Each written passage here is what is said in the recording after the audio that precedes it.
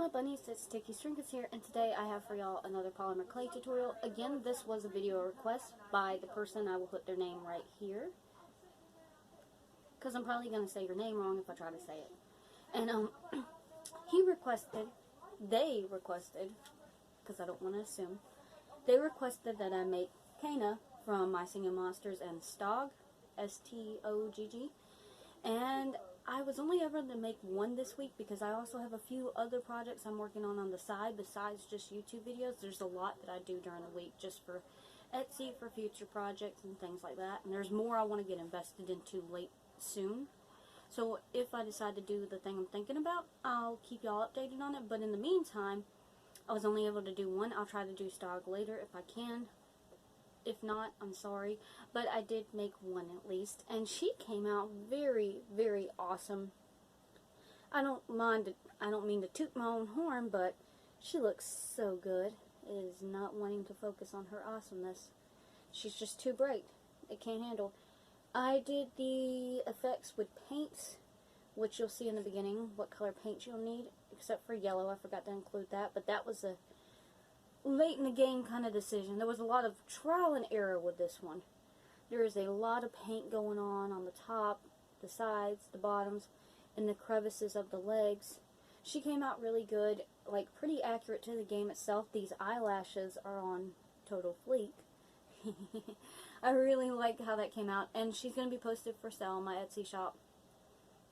I think it's tomorrow. There's something else I needed to post on my Etsy shop from last week, so I'll have to check that.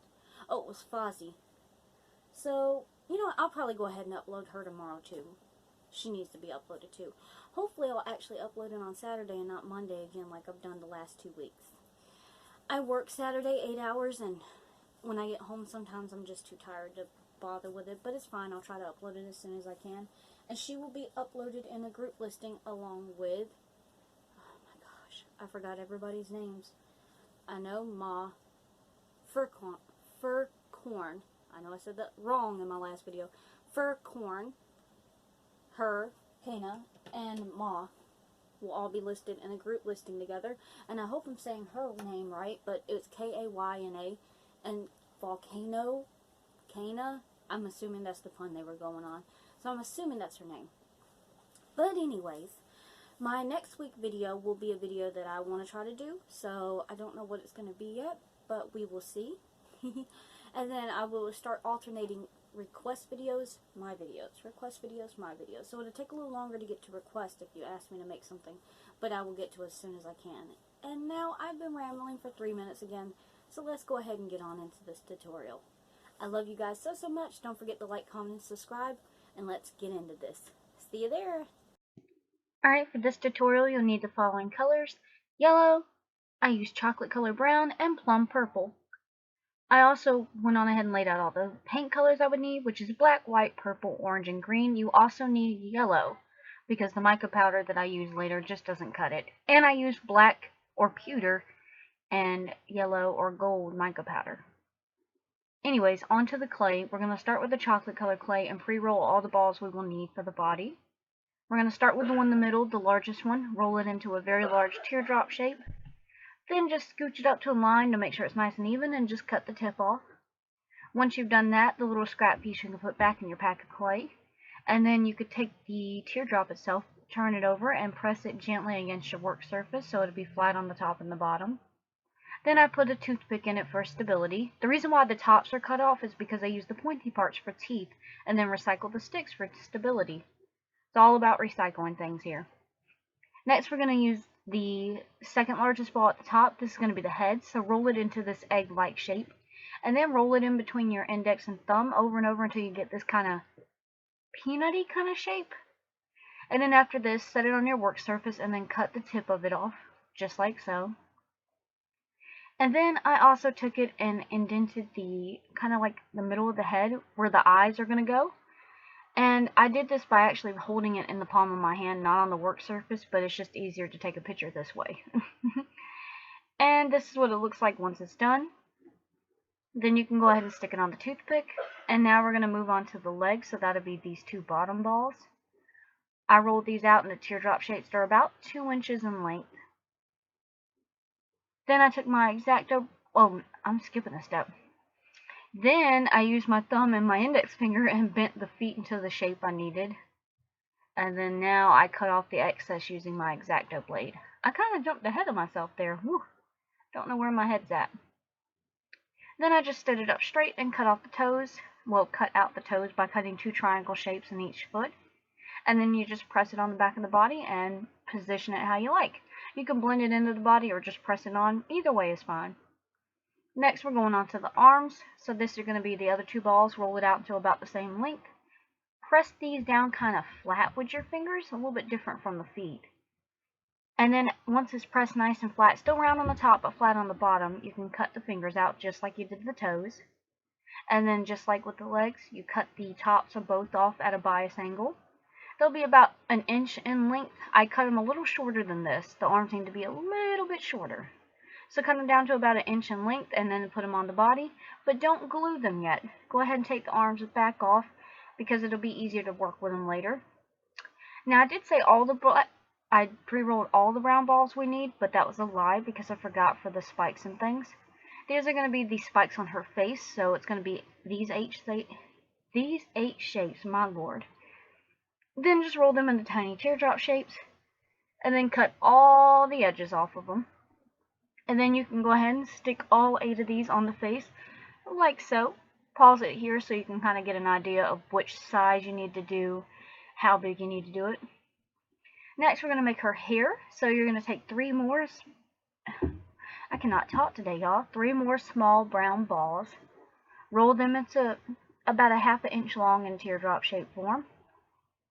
Cut the tops of them off at an angle, kind of slice your blade instead of going straight down, kind of slide it down like you're going down a slide. And then the angle part, stick it on the back of the head, and then use your finger to just gently blend it into the head. And it should look like this once you're done. Next, I made the spikes on the front of her chest. So using my X-Acto blade, I just cut in triangular shapes like I did with the body, but I didn't pull them out. I just kind of cut the shapes in and then cut 3 more triangle shapes underneath. You don't cut the triangles out, you just kind of cut triangles and lift them up. After that, take some kind of pointed tool and just kind of etch in these little lines that make it look like a crackled effect on the front and the back here. Then I moved on to the top of the volcano of her head. Again, just cut out a little triangular shape. Use a reference photo in the other tab to make it easy. And I just drew lines on the front and the back to make it more of a like volcano kind of texture, if that makes any sense. Then for the arms, I just indented in front of the 3 fingers on both hands. And then again, just using triangular shapes, I just used my X-Acto blade, that's all I did. Cut triangles into the arms, over and over and over. And then cut them into the legs, over and over and over. Just be patient with it, you'll get it done, trust me. Pause it if you need to. Then I used my dotting tool to indent the eye sockets, do this very gently. Then I also used it to kind of cave in the top of the volcano on her head. Now we're going on to those mica powders I mentioned earlier. It's mandarin orange and this like grayish blackish pewter. That's the only like close color I could get the black. And as you can see, I dusted on the orange here, but I do add orange paint later, so you don't necessarily need the orange mica powder here. But go ahead and use the pewter to make the feet and the hands dark like this. Next, we're going to go on to the yellow clay, and all you need is 2 very tiny balls that are probably about less than 1 millimeter in size, like these, and just stick these into the eye sockets. Voila! I don't know why every other photo is blurry. My camera just loves me so much, y'all. Next, let's move on to the plum purple. And again, just like before, I'm going to go ahead and pre-roll the balls that I need, which is just 3. 2 for the eyelashes and 1 for the mouth. We're going to start with the eyelashes first. Roll these into very teeny tiny teardrop shapes. And then the round sides, you're going to take your X-Acto blade and cut out a triangular shape. I guess triangles are a theme here. And it'll look something like this. And then you just take it and wrap it around the top of the eye with the pointed part pointing inward and then the little pointy parts out. And just kind of position it with your fingers very gently to make it look the way you want it to look. Next, we're going to do the mouth. You're going to take this ball and roll it into a very long, thin snake shape, just like this. Make it as thin as workably possible. Then just cut off exactly what you need and just bend it into the shape of a mouth. Pretty easy. And as for size, it's about a ½ inch in size. And then I just stuck it on the face where I thought the mouth looked best. And you're ready to bake. I baked it for 350 degrees at 9 minutes. No, 350 degrees at 12 minutes in the gas oven. 9 minutes if you're in an electric oven. While it's baking, you can go ahead and paint the wooden base that it's going to sit on. Or you don't have to use a base, but I like to. And this is what the base looks like. I painted it green because I did that with all the My Singing Monster sculptures. Next, we're going to move on to the paints, and I used 2 different paint brushes and a dotting tool. First, I dotted on the eyes with the black and the dotting tool. After that, I moved on to the purple, and I used this little angle brush and this purple paint. And I painted the tips of her little horns. Voila! This is easier than using clay because you'd have to use a Skinner blend to blend the brown into the purple, so paint's much easier. Then we're going to do the orange with the other paintbrush. And you're just going to very gently dab on the orange in the crevices and on the stomach and the head. And then I used this paper towel to dab off the excess so it gave it like a faded look. Except for on the top of the head, I left all that the same. And I did the same thing on the back with the faded look with the paper towel. Next, I also used white, which I forgot to mention earlier. And I just used the dotting tool to dot on the little dots of glimmer in her eyes. And once all that is dry, I got E6000 and I'm gluing her down to her wooden base. And then I got my polyacrylic floor varnish and I went on ahead and glazed her up. After I glazed her up though, I actually realized the yellow from the mica powder was faded, so I got yellow paint out after this was dry. And then I did the same thing like with the orange. I put the yellow on the center of her stomach, just on the center of her stomach and the small of her back. And then after that, I dabbed it off with a paper towel. Alright, and we're done. Thank you guys so much for watching. I hope you enjoyed this, and I will see you in my next video, which keep an eye out on my YouTube channel for my next update. Alright, bye-bye my bunnies.